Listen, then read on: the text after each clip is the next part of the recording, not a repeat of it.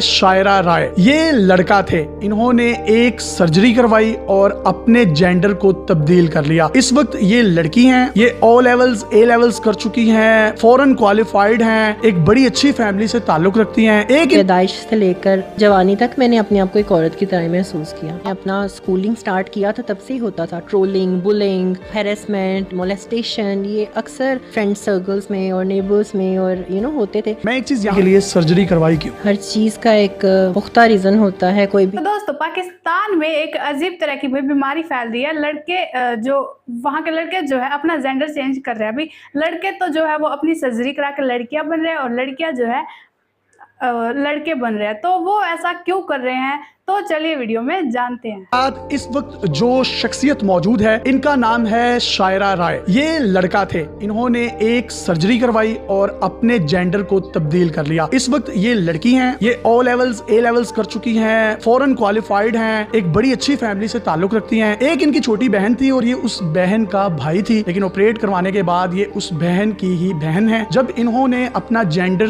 तब्दील करवाया तो वालिदैन ने इनको अपने साथ रखना मुनासिब ना समझा। ये खुद उनको छोड़कर पाकिस्तान चली आई। बहुत से लोगों के माइंड में ये सवालात होंगे कि शायद ये कोई फैशन बन चुका है कि अपने जेंडर को तब्दील करवाना, लड़कियां लड़के बन रहे हैं, लड़के लड़कियां बन रहे हैं। लेकिन जो शख्स जिंदगी से जंग लड़ा होता है, सिर्फ वही जानता है कि उसको किन मिसाइल का सामना। आपने लड़के से लड़की बनने के लिए सर्जरी करवाई क्यों? हर चीज का एक पुख्ता रीजन होता है। कोई भी यूं ही राह चलते या मुंह उठाकर कोई भी ऐसा कदम नहीं उठा लेता। जो लोग समझते हैं कि आजकल ये ट्रेंड बन चुका है कि चलो शौक चढ़ा तो अपना आप को चेंज करवा लो, ऐसा कतई नहीं है। आफ्टर आई गॉट बर्थ, अपनी पैदाइश से लेकर जवानी तक मैंने अपने आप को एक औरत की तरह महसूस किया। आपको कोई जेंडर डिस्फोरिया था? मतलब आपके जो ऑर्गन्स थे वो किसी ऑर्डर में नहीं थे, डिसऑर्डर में थे? एक्चुअली में इसको कहा ही जेंडर डिसऑर्डर जाता है, इसको जेंडर डिस्फोरिया का नाम ही दिया जाता है। आप अपने जेंडर की वजह से डिप्रेशन में भी चले जाते हो, आप सुसाइडल भी हो जाते हो, आप अनकंफर्टेबल तो होते ही होते हो। 23 साल क्यों लगे आपको ये सोचने में कि मुझे जेंडर तब्दील करवाना चाहिए? We live in a country जहाँ पर it's a big gutsy thing,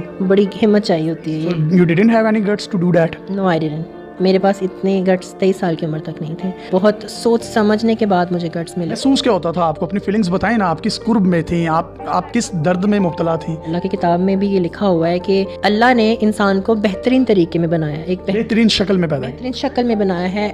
सब एट्रीब्यूट्स जो दिए हैं, चाहे वो अब ज़रूरी नहीं है कि वो चेहरे की सूरत में हो, वो आपके हाथ हो सकते हैं, वो आपके कुछ भी पार्ट्स हो सकते हैं। तो जब अल्लाह ने मेरे साथ अपना कनेक्शन रखा हुआ है, ये लोग कौन होते हैं कि मैं इनको आंसरेबल हूँ।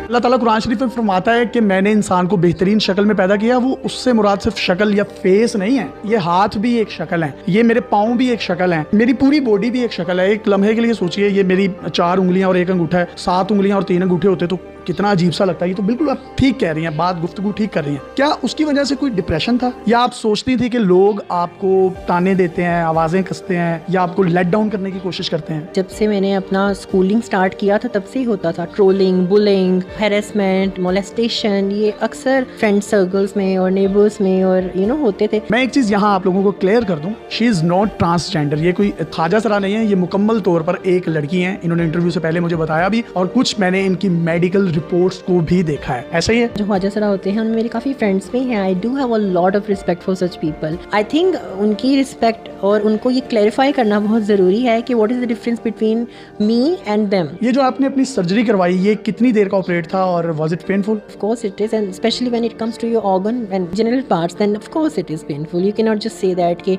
अच्छा नहीं ठीक था, जैसे भी था गुजारा हो गया ना। आपकी आवाज़ पहले इसी तरीके से बारीक थी या मोटी थी, या हार्मोन्स चेंज होने की वजह से अब बारीक हो गई है, पिच जो है ये बढ़ गई है आवाज़ की? पैदाइश से एक किस्म की मुकम्मल लड़की ही थी। Only my organs was disorder. मुझे उसको ऑर्डर में लाने के लिए अपने आप को मुकम्मल एक शनाख्त की ज़रूरत थी, एक प्रॉपर फीमेल बनने के लिए। अदरवाइज मेरी आवाज़, मेरी शक्ल, मेरे एट्रीब्यूट्स, मेरी body language, my everything was of a normal woman since my childhood. जब आप लड़का थी तो आपका नाम क्या था तब? आयान।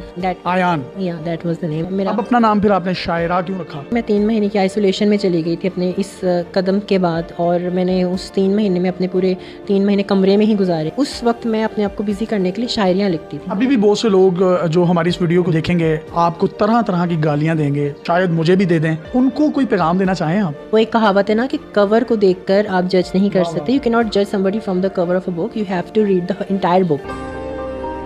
वालिदैन ने घर से निकाला या फिर खुद उनको छोड़ दिया? कोई तल्ख याद है, कुछ शिकवा है, कोई गिला है, तो आप कर सकते हैं। माँ बाप एक बहुत प्यारी चीज़ होती है, उनको आप कभी भी ब्लेम आउट नहीं कर सकते। आई थिंक ये बड़ी गलत बात होगी कि अगर मैं उनको कह दूँ कि उन्होंने घर से निकाल दिया। उन्होंने मुझे कभी घर से नहीं निकाला, लेकिन वो एक प्रेशर में ज़रूर रहते हैं जब भी मैं उनके साथ होती हूँ, क्योंकि अब मैं एक अडल्ट हूँ तो मैंने उनको उनकी स्पेस दी है। काश वो मेरे साथ ऐसे खड़े रहते और मेरे फैसले में मेरा साथ देते। को ऑन करना चाहिए आपको, because they are responsible to bring you in this world. I think they are responsible and I think उनके लिए वो चाहे मुझे बेटा समझ के ही प्यार कर लें, no problem in that manner.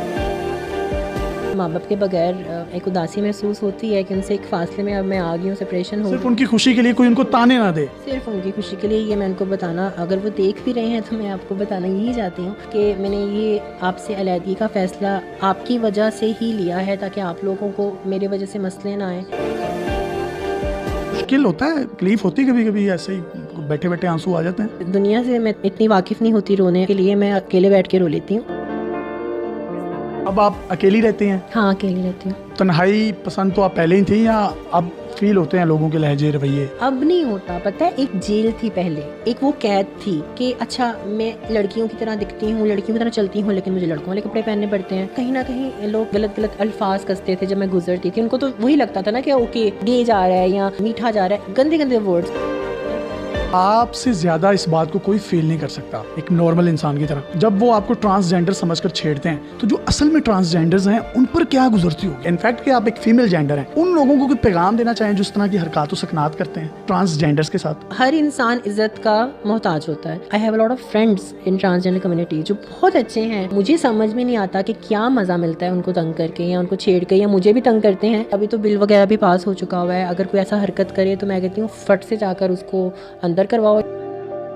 शादी का क्या प्लान है? शादी करेंगी? मैं डरती हूँ, शादी वादी का मुझे अभी कोई प्लान नहीं है। डरती किस चीज से हैं? अगर मैं किसी लड़के के साथ ऐसा प्लान करती भी हूँ तो मैं प्रेफर करूंगी उसको अपना सच बताना। आप तो इतनी फेमस हो गई हैं और इस इंटरव्यू के बाद और फेमस हो जाएंगी, तो आप नहीं भी बताएंगे उसको तो पता चल जाएगा। पाकिस्तान के लड़के रेडी नहीं होते इतना बड़ा स्टैंड लेने के लिए। उनके लिए बहुत मुश्किल होगा इस वक्त तो ये डिसीजन लेना। ये for them it's a so called transgender love relationship. उनको तो यही लगता है, उनकी फैमिलीज को ये लगता है कि हाय तू इस तरह की कुड़ी के नाल प्यार करना पे, इसलिए ना यू नो मुझे 2 रुपए का और कर देना दोबारा।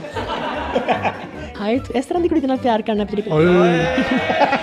देखिए कहीं ना कहीं लड़कों की इनसिक्योरिटी भी ठीक है ना, होती है बंदे को, यार मैं तो मुंडा निकल आया थे। That's totally not possible. वो उनको आई थिंक मेरे साथ 2 दिन गुजारने के बाद ही फील आता है अच्छा अच्छा हाँ हाँ ठीक है नॉर्मल लड़की ही है। क्वालिफिकेशन क्या आपकी? वो ए लेवल्स किया हुआ है। ए लेवल्स मैंने दुबई से ही किया था, ओ लेवल्स मैंने पाकिस्तान से किया था, और वहाँ पर ए लेवल्स के बाद मैंने टूरिज्म और इंटीरियर डिजाइनिंग में अपनी डिग्री हासिल की थी। आप कितनी टैलेंटेड हैं? टैलेंटेड से ज़्यादा मैं क्वालिफाइड हूँ।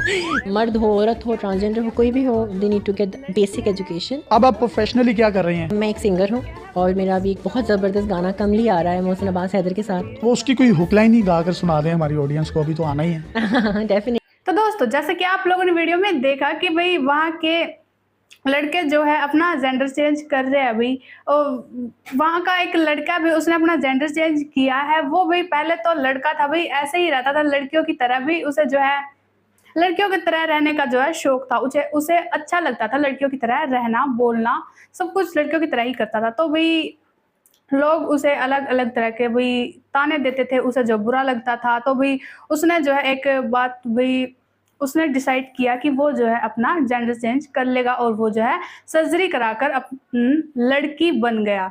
और भाई अब वो भी सही अच्छे तरीके से रह रहा है अभी लड़कियों की तरह, और उसके अच्छे लंबे लंबे बाल, अभी सब कुछ लड़कियों की तरह ही है भाई। वो मेकअप करके भी बैठा हुआ है भाई, उसे जरा सा भी ये फील नहीं हो रहा कि वो पहले लड़का था और अब जो है वो लड़की बन गया। तो भाई पाकिस्तान में ये सब, तो भाई पाकिस्तान में ये सब कुछ चलता ही रहता है। तो भाई वहाँ पर लोग भूखे रहते थे, खाने के लिए आटा नहीं मिलता था, आटे के लिए वहाँ पर जो है लड़ाइयाँ भी हो जाती थी। लेकिन अब जो है ये अलग बीमारी आई अभी अपना जेंडर चेंज करने की। तो भाई आप हमें इस बारे में क्या कहना चाहते हैं हमें कमेंट करके जरूर बताइएगा, और वीडियो को लाइक एंड सब्सक्राइब जरूर कीजिएगा। हम मिलते हैं आपको अगली वीडियो में, तब तक के लिए जय श्री राम।